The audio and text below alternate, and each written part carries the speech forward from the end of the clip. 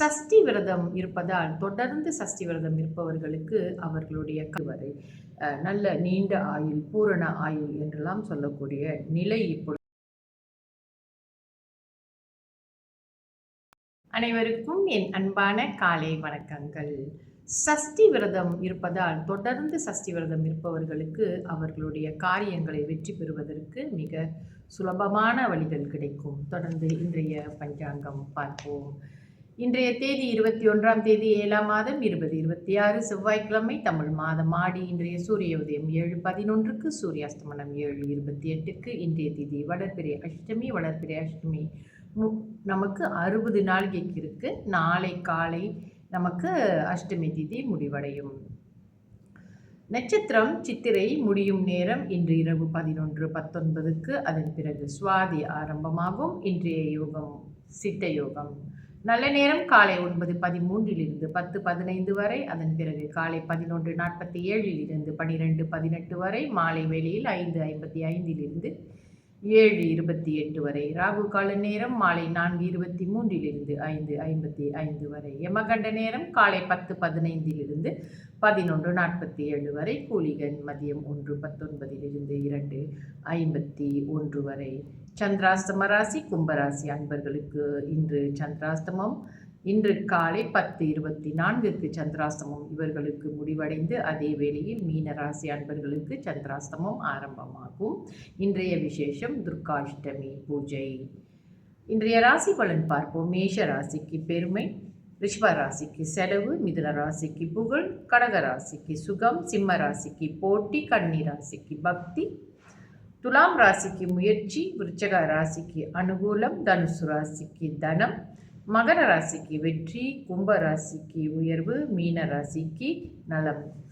தொடர்ந்து இன்றைய சுப ஓரை பார்ப்போம். சுக்கிர ஓரை காலை 9:13 10:15 வரை. புதன் ஓரை காலை 10:15 11:16 வரை. சந்திர ஓரை காலை 11:16 12:18 வரை. குரு ஓரை மதியம் 1:19 2:20 வரை. சுக்கிர ஓரை மாலை 4:23 5:25 வரை. புதன் ஓரை மாலை 5:25 6:26 வரை. சந்திர ஓரை மாலை 6:26 7:28 வரை.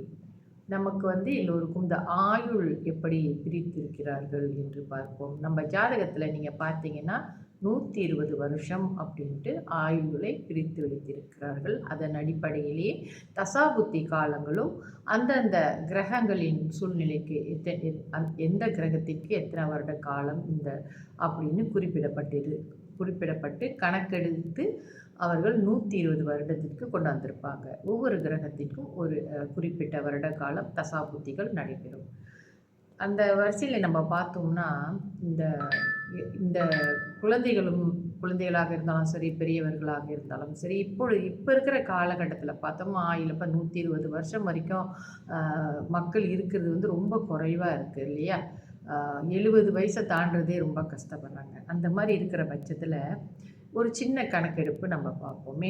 இந்த பாலரிஷ்டம் என்று சொல்லக்கூடியது பாலர்கள், அதாவது குழந்தைகளாக இருக்கும் பொழுது அவர்களுக்கு ஏற்படக்கூடிய அரிஷ்டங்கள், அதாவது என்னவென்றால் கண்டங்கள் என்று வைத்துக் கொண்டோம் என்றால் 8 வயது, அதாவது 8 வயதுக்குள்ள ஒரு குழந்தை இறக்குது அப்படின்னு சொன்னால் பாலரிஷ்டம் என்று சொல்லுவார்கள்.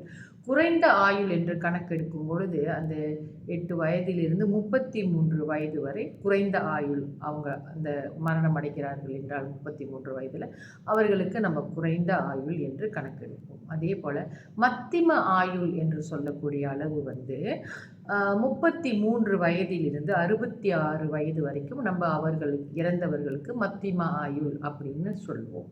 அதே மாதிரி நீண்ட ஆயுள்னா இப்போ இருக்கிற காலகட்டத்திற்கு 66 வயதிலிருந்து 100 வயது வரை நல்ல நீண்ட ஆயுள், பூரண ஆயுள் என்றெல்லாம் சொல்லக்கூடிய சூழ்நிலை இப்பொழுது ஏற்பட்டிருக்கிறது என்பது இந்த அதிகமாக 80 வயது வரைக்கும் வந்துட்டாலே நல்ல ஆயுள், நீண்ட ஆயுள் என்று நம்ம பூரண ஆயுளுடன் வாழ்ந்தார்கள் என்று சொல்லக்கூடிய கால கணக்கீடு இப்பொழுது இந்த மாதிரி இருக்கிறது.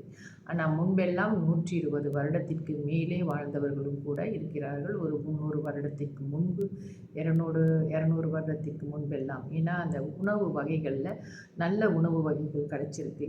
இப்போதைக்கு நீங்கள் பார்க்க போனீங்கன்னா இந்த 70 தாண்டுவதற்கு மிக சிரமமாக இருக்கிறது. ஸோ இந்த கணக்கீடு எப்படி என்றால், சில சமயங்களில் ரொம்ப சின்ன வயசுல இறந்து போயிட்டாங்க அப்படின்ட்டு சொல்கிறாங்க இல்லையா? அதை எப்படி தெரிஞ்சுக்கிறது? இவங்க ஒரு முழுமையான புறநாயிலோடு இறந்தார்களா, அல்லது மத்திய ஆயுளுடன் இறந்தார்களா, இல்லை பாலர் பருவத்திலே இறந்திருக்கிறார்களா என்று தெரிந்து கொள்வதற்கு தான் இந்த கால கணக்கீடை நம்ம இங்கே தெரிவித்திருக்கிறோம். தொடர்ந்து நம்முடைய பதிவுகளை இணைந்திருங்க. என்னுடைய சேனலை சப்ஸ்கிரைப் பண்ணுங்கள். நிறைய விஷயங்களை நாம் தெரிவித்து கொண்டு வருவோம். அது பிறருக்கு பயனுள்ளதாகவும் அமையும். நன்றி, வணக்கம்.